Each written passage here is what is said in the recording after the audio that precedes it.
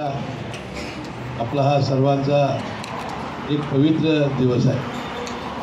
मला वाटते आपण सर्वजण 30-35 वर्ष मला जवळनं ओळखता, 30-35 वर्ष आपण या कागल शहराची आणि तालुक्याची सेवा केलेली आहे आणि विशेषतः नगरपालिकेच्या वतीनं आपण फार मोठा विकास या शहराचा केलेला आहे आणि देशाच्या आणि राज्याच्या नकाशावर ही कागल नगरपालिका आपण अग्रक्रमावर आणलेली आहे। आता ज्यावेळेला नगरपालिकेच्या निवडणुकीची भाषणं सुरू होतील त्याचा आपण उहापोह जरूर करू। यांना मी एवढीच विनंती करणार आहे, येणाऱ्या निवडणुकीमध्ये आम्ही राष्ट्रवादी काँग्रेस पक्ष आणि आमचा काही मित्रपक्ष आला तर त्याला घेऊन आम्ही निवडणूक लढवणार आहोत आणि आमचं जे चिन्ह घड्याळ आहे त्या आम्ही जे उमेदवार देतील त्या चिन्हासमोरचं बटन दाबणं हीच मला वाटते भाऊबीजेच्या अर्थानं तुम्हाला भावाला आशीर्वाद आहे आणि येणाऱ्या या निवडणुकीमध्ये पुन्हा एकदा